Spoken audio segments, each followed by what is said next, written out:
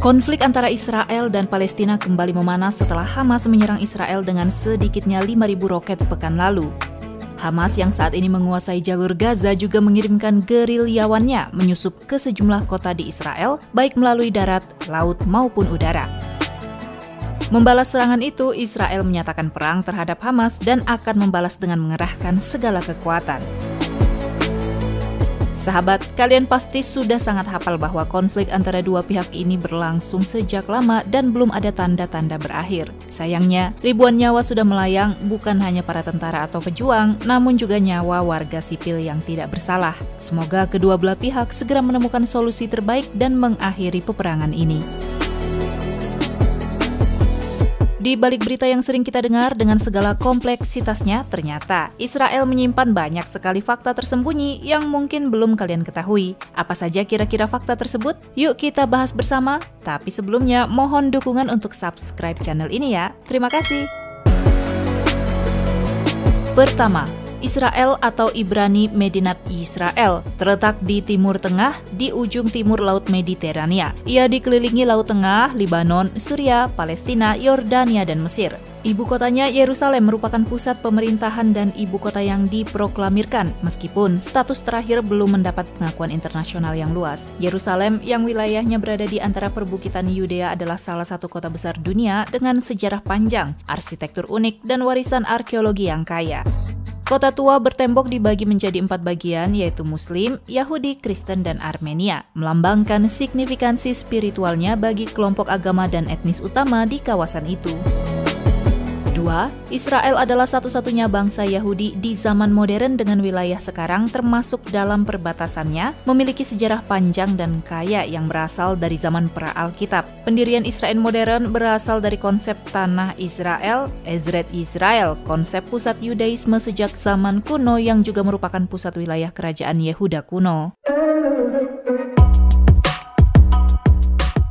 3. Populasi Israel pada 2021 sebanyak 9,3 juta jiwa, di mana selain Yahudi terdapat beberapa kelompok etnis minoritas seperti etnis Arab yang berkewarganegaraan Israel. 4. Bahasa Ibrani yang hampir punah sebagai bahasa lisan selama berabad-abad direvitalisasi pada akhir abad ke-19 dan awal abad ke-20 oleh Eliezer ben Yehuda, seorang Yahudi dari Belarus. 5. Komunitas Yahudi saat ini di Israel adalah mereka yang termasuk orang-orang yang selamat dari Holocaust, kemudian keturunan dari orang-orang yang selamat itu, dan imigran yang melarikan diri dari antisemitisme. Kebangkitan dari bahasa Ibrani sebagai bahasa umum dan kesadaran nasional Israel yang kuat telah memfasilitasi asimilasi pendatang baru ke Israel, tetapi tidak sepenuhnya menghilangkan etnis asli. 6. Israel punya 2 bahasa resmi. 1. Bahasa Ibrani. Satunya lagi pasti kamu gak akan sangka. Ya, bahasa Arab. Jadi kamu jangan kaget kalau banyak warga Israel saling menyapa dengan kata Assalamualaikum. Selain itu, bahasa Inggris sering digunakan dalam urusan pemerintahan, bisnis, dan pendidikan tinggi. 7. Meskipun wilayahnya kecil, Israel dikenal sebagai startup nation karena memiliki lebih banyak perusahaan rintisan atau startup teknologi per kapita daripada negara lain di dunia. Banyak perusahaan teknologi terkenal seperti Waze, Mobilia, dan Wix berasal dari Israel. 8. Teknologi di balik Universal Serial Bus atau USB yang sekarang digunakan di hampir semua komputer dan banyak perangkat lainnya dikembangkan oleh perusahaan Israel bernama M-Systems bersama dengan Intel. 9. Perusahaan Israel IDE Technologies adalah salah satu pemimpin dunia dalam pengembangan teknologi osmosis balik untuk desalinasi yang kini digunakan di seluruh dunia. 10. Israel memiliki industri medis yang sangat maju dan merupakan pusat penelitian dan inovasi medis. Mereka telah membuat kontribusi besar dalam bidang ilmu kedokteran, bioteknologi, dan pengembangan obat-obatan. 11. Israel adalah negara ke-8 di dunia yang memiliki kapabilitas peluncuran satelit sendiri. 12. Laut Mati, yang berada di perbatasan Israel dan Yordania, adalah danau asin terendah di bumi. Permukaan Laut Mati berada sekitar 430 meter di bawah permukaan laut, menjadikannya tempat terendah di daratan bumi. Karena kadar garam yang tinggi, orang dapat mengapung dengan mudah di permukaan airnya. 13. Israel satu-satunya di dunia yang punya kuota khusus dan banyak bagi perempuan yang ingin berkarir di militer. Mereka juga mewajibkan wanita ikut pelatihan kemiliteran. 14. Model yang beratnya di bawah rata-rata dilarang keras di Israel. 15. Ilmuwan Albert Einstein pernah ditawari jadi presiden di Israel. Ceritanya, pasca presiden pertama Israel Chaim Weizmann meninggal dunia pada tahun 1952, Perdana Menteri David Ben-Gurion menyodorkan jabatan ini. Seperti diketahui, Einstein memang seumur hidupnya secara konsisten menunjukkan dukungan kepada Israel. Walau demikian, Einstein menolaknya dengan sopan, dengan alasan kurangnya keterampilan yang relevan dan usia yang sudah lanjut. 16. Ternyata tidak semua Yahudi mendukung pendudukan Israel atas Palestina loh. Ada sebuah sekte Yahudi bernama Naturai Karta yang mendukung terang-terangan agar Palestina merdeka. Naturai Karta berarti para penjaga kota dalam bahasa Aramaik. Mereka percaya bahwa umat Yahudi tidak diizinkan memiliki sebuah negara hingga datangnya Sang Juru Selamat alias Mesias. 17. Kantor pos Israel kerap mengantarkan surat-surat yang ditujukan kepada Tuhan. Surat itu datang dari seluruh penjuru dunia yang kemudian diantarkan oleh kantor pos ke Western Wall atau tembok ratapan, di mana para pengunjung biasanya menempatkan catatan doa dan permohonan dalam bentuk tulisan di sela-sela batunya.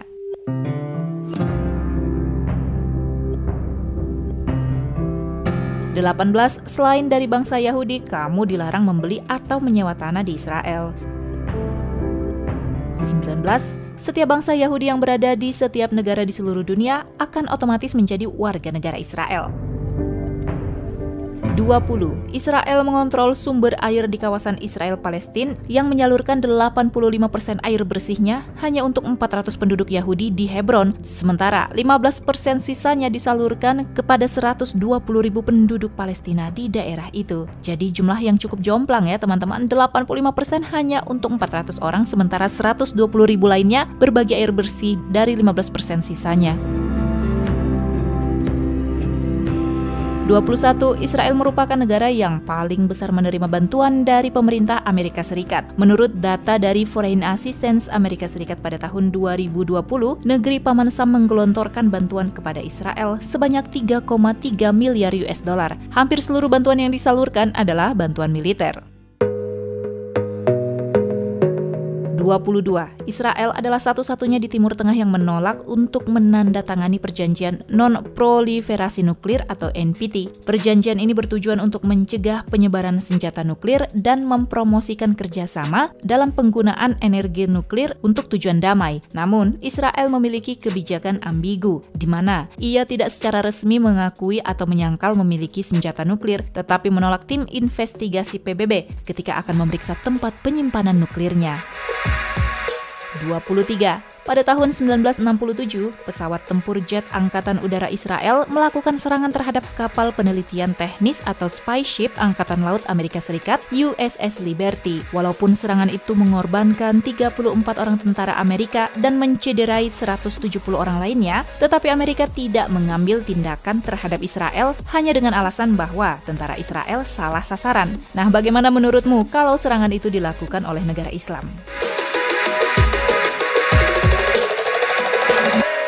24. Israel merupakan anggota PBB yang paling banyak mengabaikan resolusi PBB. Jumlah resolusi yang diabaikan oleh Israel mencapai 69 buah. Bagaimana menurutmu jika negara lain, misalnya negara Islam, yang mengabaikan satu resolusi PBB? 25. Israel terus melakukan lebih dari 100 penggalian termasuk di kawasan Masjidil Aqsa, kota lama Yerusalem yang diklaim untuk drainase air hujan. Padahal, kedalaman ekskavasi yang mencapai lebih dari 20 meter ini dapat mengancam keberadaan Masjidil Aqsa karena menyebabkan keretakan, sehingga banyak pendapat yang mengatakan bahwa galian itu sebenarnya bertujuan agar masjid runtuh dengan sendirinya.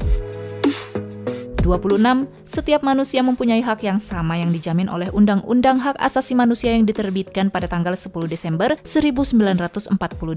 Tetapi, undang-undang itu sama sekali tidak berlaku bagi penduduk Palestina karena dihalangi dengan Perjanjian Oslo. 27. Israel sebenarnya kecil. Kamu bisa berkendara dari wilayah barat ke timur hanya 2 jam saja loh.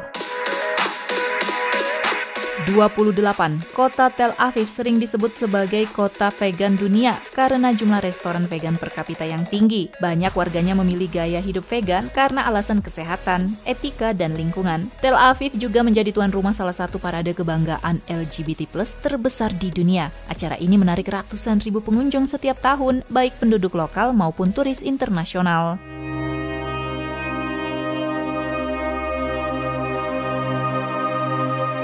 29. Tembok Ratapan atau Western Wall di Israel adalah salah satu situs suci terpenting dalam Yudaisme. Tembok Ratapan adalah satu-satunya sisa dari bait suci kedua di Yerusalem yang dibangun oleh Raja Israel, yaitu Herodes. Sebelum dikenal sebagai Tembok Ratapan, bangunan ini awalnya adalah bagian dari bait suci. Bait suci merupakan bangunan tempat penyimpanan tabut perjanjian berisi 10 perintah Tuhan dalam ajaran Yahudi. Ketinggian tembok awalnya 60 meter, namun mengalami kehancuran dan kini hanya 19 meter. Fakta menariknya, apa yang banyak orang lihat dan kenal sebagai tembok ratapan, di permukaan hanyalah segmen kecil dari dinding asli yang lebih panjang. Sebagian besar panjang tembok tersebut berada di bawah tanah dan telah tertutup oleh lapisan tanah dan struktur bangunan selama berabad-abad. Orang-orang sering menulis permohonan atau doa pada kertas kecil yang ditempatkan di celah-celah tembok. Lokasi tembok ini sendiri berada di Yerusalem, dekat area Masjidil Aqsa. Untuk memasuki tembok ratapan, pengunjung harus masuk melalui area Masjid Al-Aqsa. Di sepanjang lorong menuju Masjid Al-Aqsa, pengunjung dapat melihat umat Yahudi tengah berdoa dengan tangan menyentuh dinding tembok tersebut. 30. Di Israel terdapat komunitas kolektif bernama kibbutz. Dalam model ini, anggota berbagi properti. Artinya, tidak ada kepemilikan pribadi. Segala sesuatu dari peralatan, tanah, hingga pendapatan adalah milik komunitas. Anggota kibbutz tradisional tidak menerima gaji, tetapi kebutuhan mereka seperti makanan, perumahan, pendidikan, dan perawatan kesehatan disediakan oleh kibbutz itu sendiri. Dalam banyak kibbutzim tradisional, anak-anak dibesarkan bersama-sama dalam rumah anak-anak dan mendapatkan pendidikan dan perawatan di sana, meskipun mereka tetap menghabiskan waktu dengan keluarga mereka. 31. Masakan Israel mencerminkan kombinasi dari tradisi kuliner Yahudi seluruh dunia serta pengaruh lokal Timur Tengah. Hummus, falafel, dan shahuka adalah beberapa makanan khas yang populer. 32. Berbicara tentang arkeologi, Israel kuno memiliki ribuan situs arkeologi. Menariknya, sebanyak 2.000 di antaranya ditemukan di kota Yerusalem. Salah satunya adalah Gereja Makam Kudus atau Holy Sepulchre yang merupakan salah satu situs paling suci bagi umat Kristiani di Israel. Situs itu dipercaya menjadi lokasi di mana Yesus meninggal dan bangkit kembali. Para peziarah biasanya berjalan menyusuri Via Dolorosa, di mana Yesus berjalan terakhir kali sebelum disalibkan. Situs lainnya yakni Taman Nasional Masada, yang ternyata di sana terkubur kepingan sejarah bekas kerajaan Romawi. Pusat arkeologi Masada berhadapan langsung dengan Laut Mati. Selama penggalian, para arkeolog menemukan kerangka manusia dan lebih dari 5.000 koin kuno. Sebagian besar koin dicetak selama 5 tahun dalam masa perang, seusia dengan fragmen gulir dan 700 kepingan prasasti. Kini, barang-barang yang ditemukan dari penggalian tersebut dipamerkan di Museum Yigael Yadin Masada.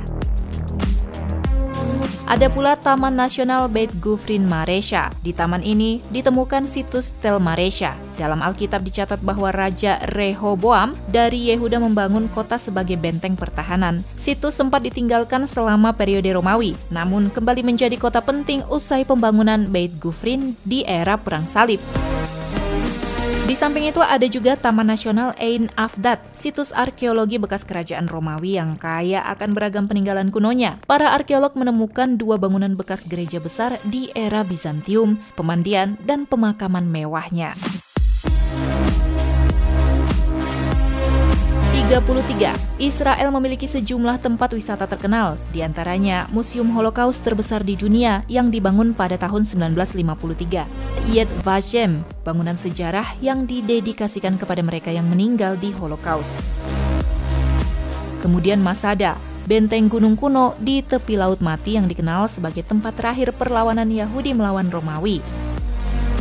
Ada juga Nazaret, kota tempat Yesus tumbuh dewasa, rumah bagi gereja Annunciation. Di samping itu, Eliat, kota pantai di ujung selatan Israel, populer untuk penyelaman di Laut Merah. Kemudian Bethlehem yang dikenal sebagai tempat kelahiran Yesus terletak di tepi barat dan rumah bagi gereja kelahiran.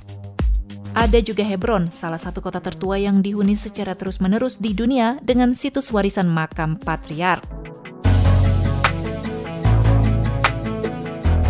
34. Konflik Israel-Palestina adalah salah satu konflik paling kompleks dan berkepanjangan di dunia. Penyebab konflik ini mencakup sejarah, politik, agama, dan aspek-aspek lain yang telah terakumulasi selama bertahun-tahun. Gerakan Zionis pada akhir abad ke-19 dan awal abad ke-20 mendorong pendirian sebuah negara nasional Yahudi di tanah historis Palestina. Ini mengakibatkan migrasi besar-besaran Yahudi ke wilayah tersebut yang saat itu dikuasai oleh Kekaisaran Ottoman dan kemudian oleh Britania setelah Perang Dunia I. Pada tahun 1947, PBB mengusulkan rencana pembagian Palestina menjadi dua negara, satu Arab dan satu Yahudi. Yahudi menerima rencana tersebut, tetapi pihak Arab menolaknya. Kemudian pada tahun 1948, tanpa memperdulikan penolakan dari Arab, Israel mendeklarasikan kemerdekaannya yang diikuti oleh perang dengan negara-negara Arab tetangga. Yerusalem, kota suci bagi tiga agama monoteistik utama, Yahudi, Kristen, dan Islam, adalah isu yang sangat emosional dan sensitif. Baik Israel maupun Palestina menganggap kota ini sebagai ibu kota mereka, meski ada upaya untuk perdamaian termasuk kesepakatan Oslo pada tahun 1990-an, solusi dua negara belumlah tercapai dan ketegangan tetap ada. Konflik ini sangat kompleks dan melibatkan banyak isu yang sangat terkait serta diperparah oleh intervensi eksternal dan dinamika regional.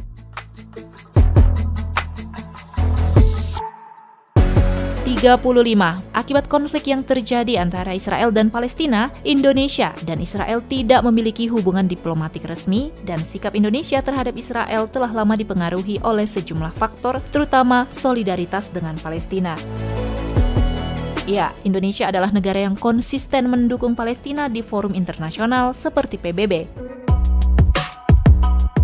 Karena tidak memiliki hubungan diplomatik dengan Israel, maka warga negara Indonesia tidak dapat menggunakan paspor mereka untuk berpergian ke sana. Hal ini diperkuat dengan keterangan di paspor kita loh. Ada tulisan paspor berlaku bagi semua negara, kecuali Israel dan Taiwan. Namun begitu, paspor Indonesia keluaran terbaru tidak lagi terdapat keterangan ini.